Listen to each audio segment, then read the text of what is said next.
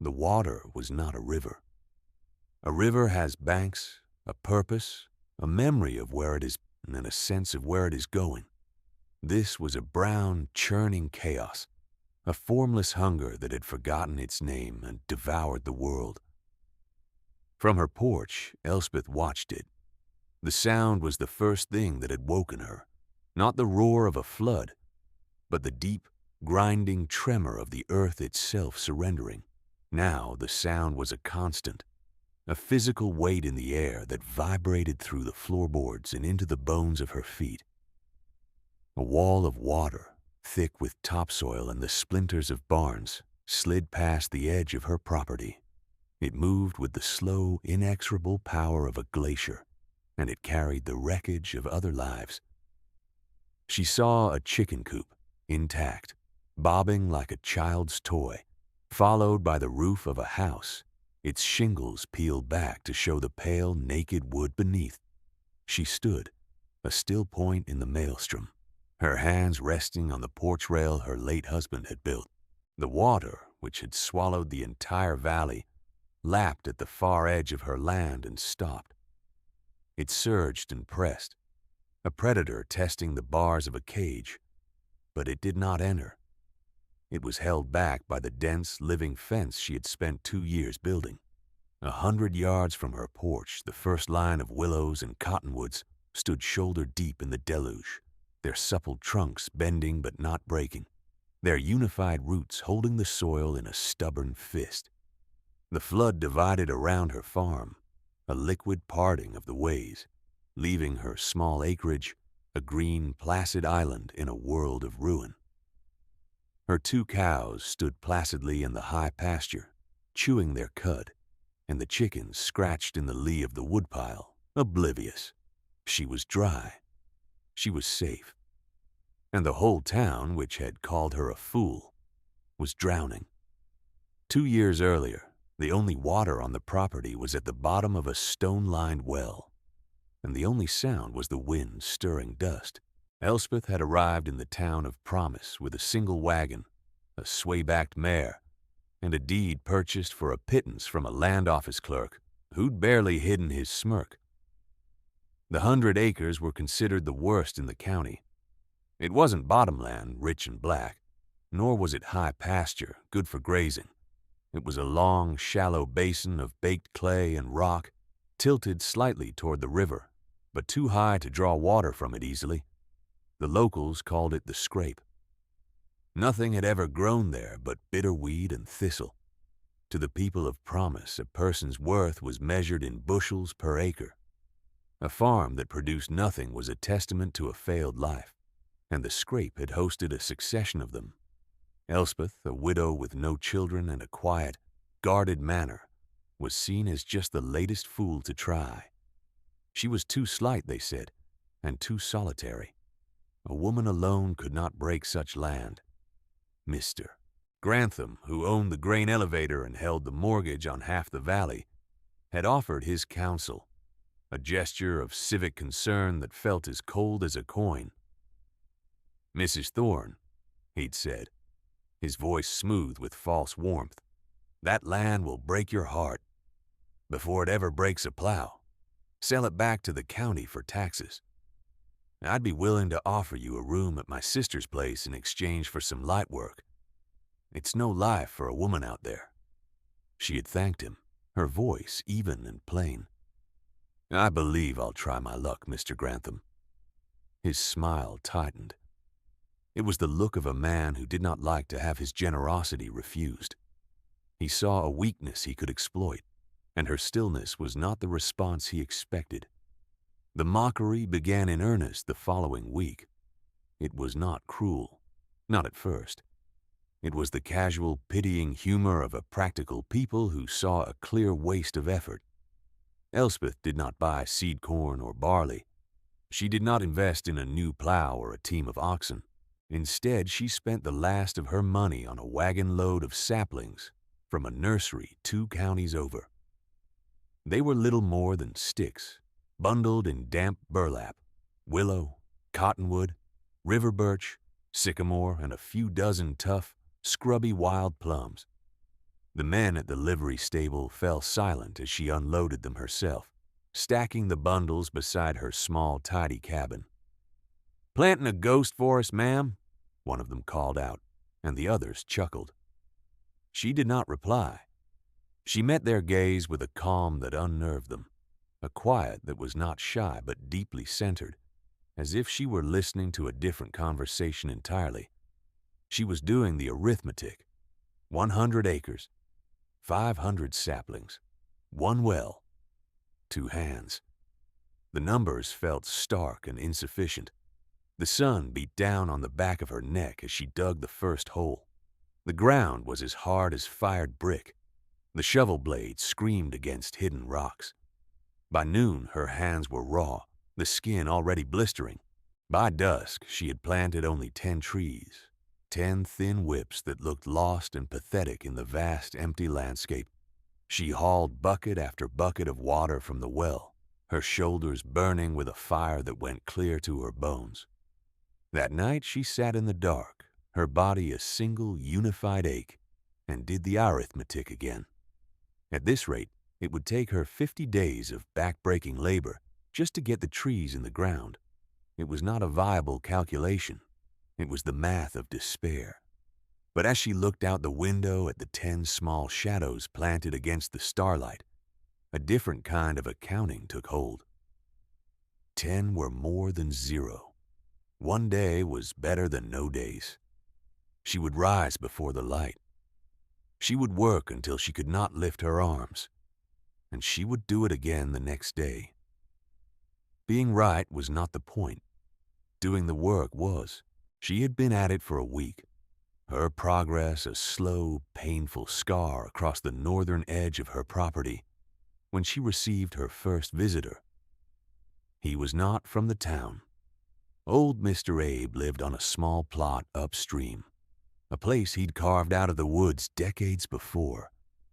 He was from the old country, a place of dark forests and rivers that flooded every spring with violent regularity. He said little, leaning on a hickory staff, his eyes the pale, faded blue of a winter sky. He watched Elspeth work for a full hour, his silence more unnerving than the town's laughter. She continued her rhythm, drive the shovel, pry the rock, scoop the clay, set the sapling, replace the soil, move on. Finally he spoke, his voice accented and rough, like stones rolling in a creek bed. "The water you give them is not enough." She stopped, resting on her shovel, and looked at him. It was not a criticism. It was a statement of fact. "It's all the water I have," she replied. He nodded slowly. "The earth can hold water if you ask it right." He walked over to one of the newly planted trees, a scrawny willow. With the tip of his staff, he drew a wide circle around its base, a good 3 feet out. "Here," he said, "dig a little ditch, a thirsty mouth. When you water, fill the mouth, not the throat. The water will sink deep where the sun cannot steal it. And fill the ditch with old leaves, rotten wood, a blanket to keep the moisture in." He pointed his staff toward the lowest part of her land, a shallow depression where the clay was cracked in a perfect geometric pattern. "You plant the willows there. They are the thirstiest. Let them drink first. The sycamores, they have strong feet. Plant them on the higher ground, to the west. They will hold the soil against the wind." He was not just giving advice. He was reading the land's secret language and translating it for her. For the first time since her husband's passing, she did not feel entirely alone. He came by every few days after that, never staying long, but always leaving behind a piece of hard-won knowledge. He taught her how to braid the willow saplings together as they grew, to form a living wall. He showed her how to read the sky for rain, and how to listen to the insects for news of the changing seasons. One afternoon, as they sat in the shade of her cabin, he looked out at the long, curving rows of her planted sticks. "A river has a long memory," he said, his gaze fixed on the distant, glittering line of the Promised River. "It remembers every place it has ever been. One day it will want to visit its old home. You must give the land a longer memory. It was Mr. Abe's wisdom that gave her a map, but it was the boy who gave her a reason. His name was Finn. He was a whisper of a child, all sharp elbows and watchful eyes, who lived in town with a tired aunt who had too many of her own. He started appearing at the edge of her property, a silent observer hiding behind a cluster of boulders. He watched her work with an intensity that was startling in one so young. Elspeth knew the ache of being an outsider, the way it could make a person want to become invisible. She didn't call out to him or try to coax him closer. She simply left a small cup of water and a piece of cornbread on a flat rock at the end of each day. For a week the offering was untouched. Then, one morning, the cup was empty. The next day he was there when she brought it, his small face solemn. He took the cup from her hand, drank the water in one long swallow and handed it back. Then he picked up her smaller spade and, without a word, began to dig. His work was clumsy at first, but his will was fierce. He was too small to break the hardpan, so she had him follow behind her, clearing the smaller rocks from the holes she dug and crumbling the clods of clay with his bare hands. They worked in a comfortable silence, a team of two against the stubborn earth. He was with her when the last of the 500 saplings went into the ground. It was late summer, and the air was thick with the drone of cicadas. They stood together, looking back at the sweeping lines of young trees that now defined the boundaries of her farm. They were still just sticks, but they were her sticks, planted with her own hands. A flicker of pride, sharp and surprising, pierced through her exhaustion.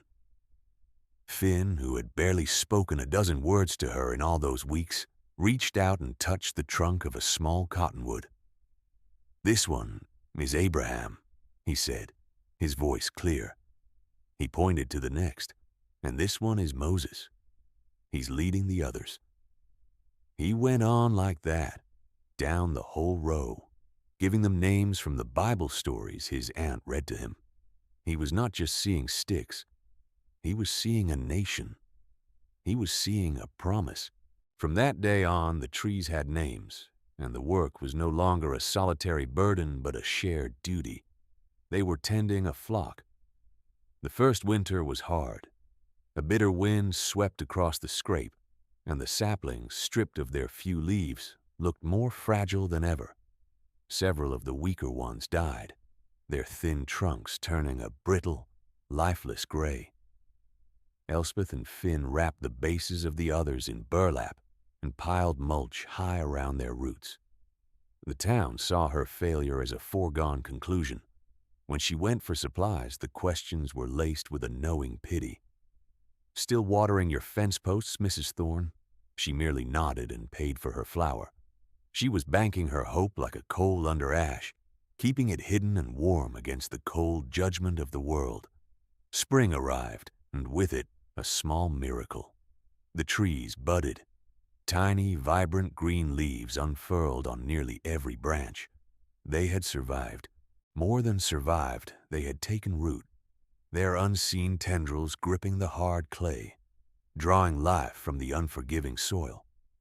That second summer, the growth was visible, almost daily. The willows in the low basin shot up, their leaves shimmering silver in the breeze. The sycamores thickened, their mottled bark beginning to peel in its characteristic way. By the end of the season, the trees were no longer sticks. They were a green and living presence on the land. They created pools of shade where there had been none. Her chickens, which had always huddled miserably against the cabin in the summer heat, now spent their days scratching happily in the cool, dark earth beneath the young trees. The air itself felt different inside the perimeter of her farm. It was cooler, damper. The wind no longer howled. It whispered as it moved through the leaves. It was a secret she kept to herself, this small, growing success. It was too new. too fragile to be exposed to the world's disbelief. Mr. Grantham stopped by again, his buggy raising a cloud of dust on the road. He surveyed the lines of young trees, his expression one of mild amusement. "Well, you've certainly been busy, Mrs. Thorne. You've made the place decorative. But sentiment doesn't pay the bills. I'll make you one last offer for this land, for the sake of your late husband's memory. A fair price, considering you've wasted 2 years of planting time." His price was not fair. It was an insult. "Thank you, Mr. Grantham," she said, her voice as calm as a settled pool. "But the land and I are just getting acquainted. We aren't ready to part ways." He drove off, his back rigid with offense. He did not understand that she was not measuring her success in dollars, but in inches of new growth, in the deepening color of the soil, in the return of the songbirds. The outside world noticed the change before the town of Promise did. A traveling merchant, a man who sold pots and pans and gossip from town to town, stopped his wagon at her gate. His horse was lathered and he asked for water. While he drank from her well, he looked around, his eyes taking in the startling greenness of her farm, an oasis against the parched brown hillsides. "Ma'am," he said, wiping his mouth with the back of his hand, "I've been on this road for 20 years. I've never seen the scrape look like this. The air even smells different here, sweeter." Elspeth offered him a handful of the wild plums that were growing on the small, tough trees she'd planted as a windbreak. They were small and tart, but bursting with flavor. The merchant ate one, then another, his eyes wide with surprise. "These are wonderful. The ones that grow wild by the river are mostly pit and bitterness.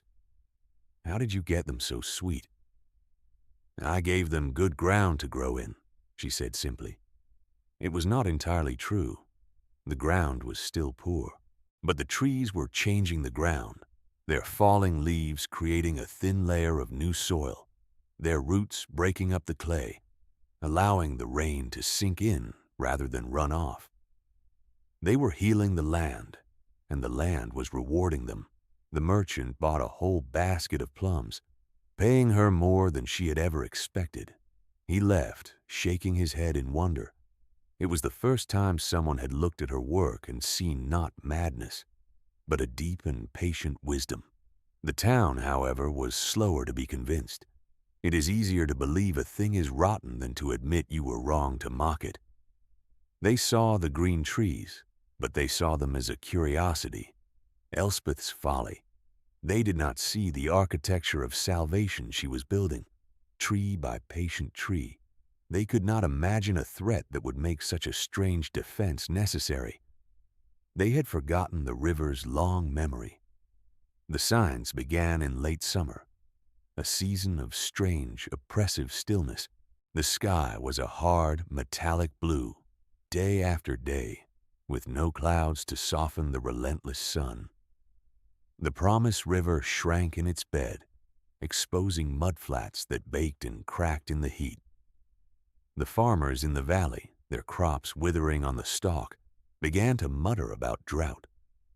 But Mr. Abe, reading the signs Elspeth was only just learning to see, knew better. "The earth is holding its breath," he told her one evening, pointing to the west with his staff.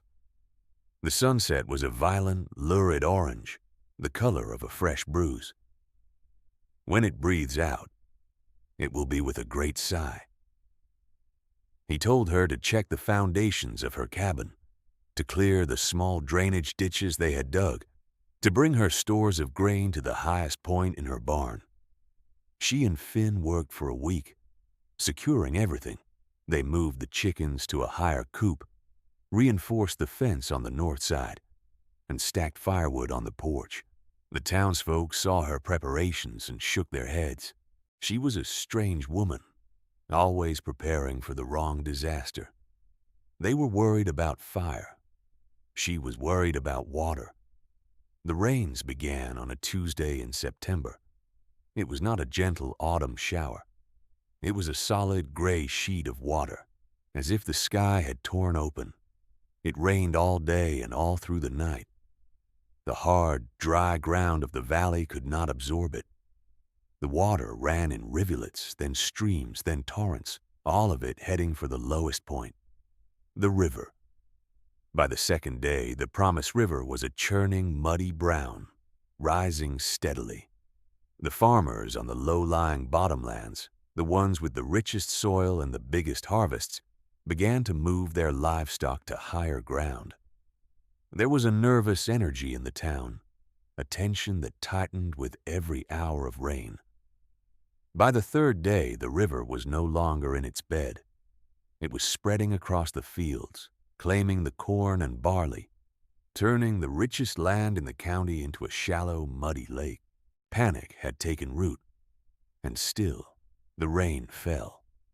It was a vertical sea, relentless and indifferent, drumming a constant, terrifying rhythm on the roof of Elspeth's cabin. On the morning of the fourth day, the world broke. A logjam upstream, a massive tangle of debris from a dozen smaller creeks, gave way all at once. The sound reached them first, a low-frequency roar that was felt more than heard. Then came the water. Elspeth and Finn stood on the porch, watching the catastrophe unfold. A brown wall, 10 feet high, was moving down the valley, erasing everything in its path. It was the sight she had seen in her darkest imaginings, the fulfillment of Mr. Abe's prophecy. The water hit the edge of her property, the place where the land began its gentle slope. It struck the first line of braided willows, the ones Finn had named after the apostles. The force was immense. The trees bent backwards, their trunks submerged, their leaves plastered flat by the current. A lesser barrier would have been torn out by the roots, but the willows, woven together, formed a living net. Their deep, fibrous root systems, nurtured for 2 years, held the earth fast. The water, its momentum broken, could not punch through. It was forced to go around.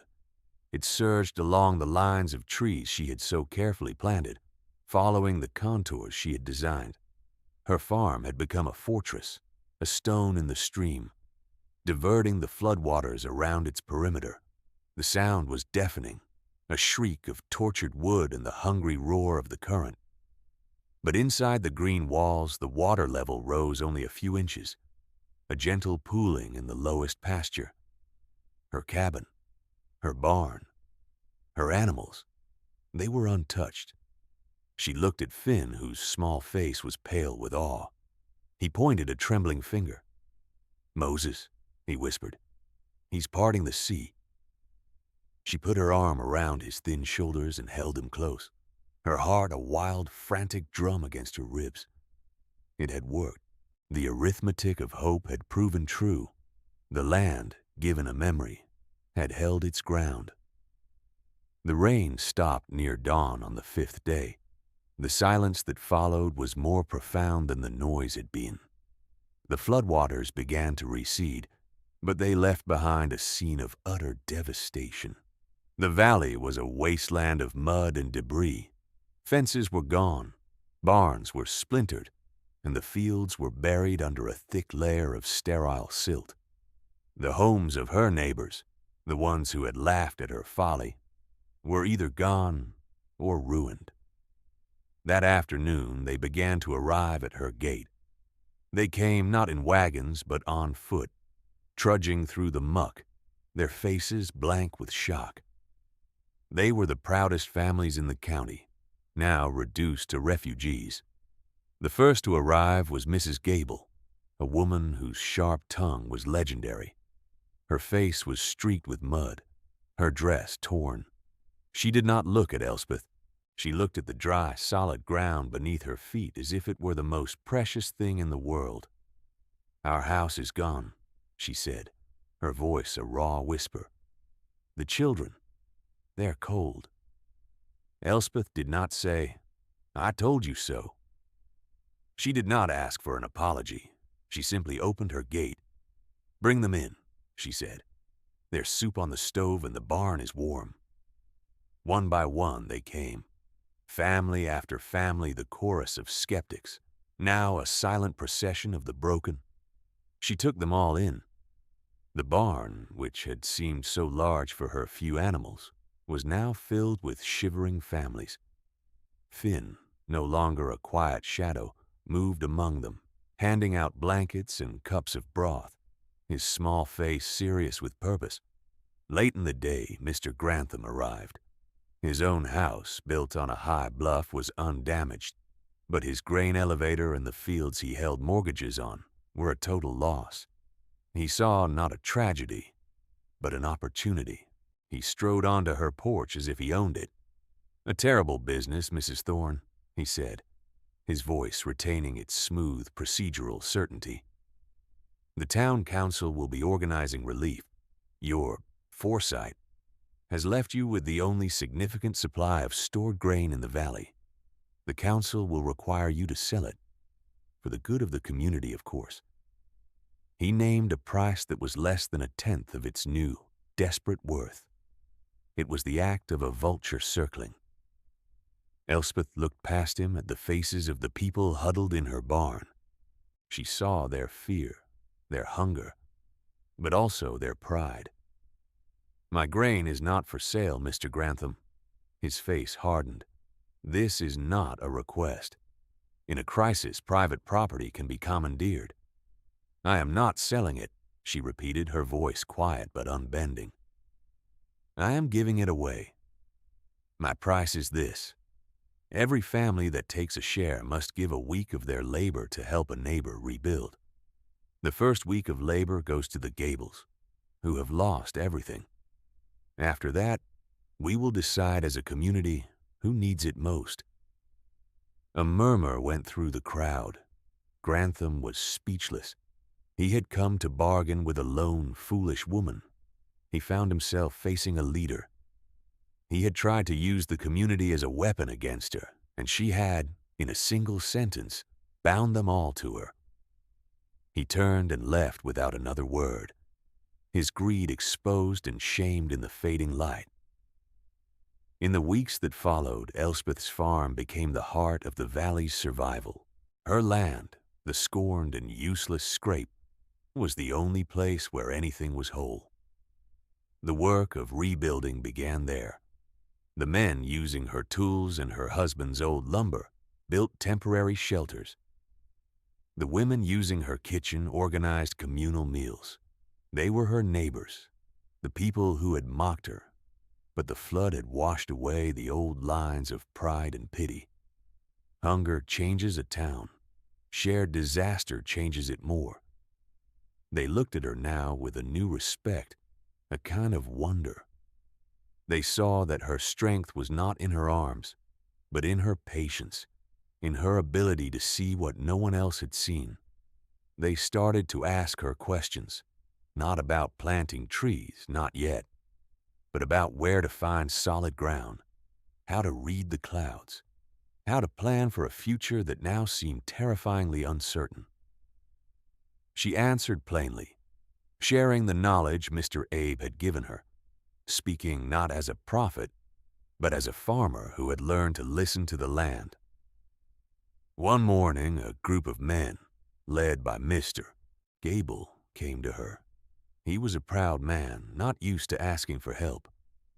"Ma'am," he said, twisting his hat in his hands, we were wondering about the trees, if you'd show us how."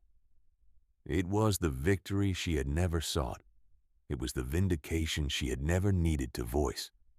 The next day, she and Finn walked with them down to the ravaged riverbank. She showed them where the current had been strongest, where the earth was most vulnerable. She showed them how to plant willow cuttings, how to build a living wall that would grow stronger with every season. They learned to see the land not as a thing to be conquered, but as a partner to be respected. They were planting a new memory into the soil, a shared memory of loss and resilience. The final image of that long, hard year was not one of sorrow, but of hope. Elspeth stood on her porch, Mr. Obb beside her. Below them, Finn was teaching a group of younger children the names of the trees, his voice confident and clear. Along the river, a new line of saplings, thin and fragile, stood against the winter sky. The town of promise was planting its future. Mr. Abe looked at the green wall of Elspeth's farm, the leaves now turning gold and red in the autumn light. "The river will remember," he said softly. She nodded, a small, quiet smile on her face. "Yes," she said, "but so will we."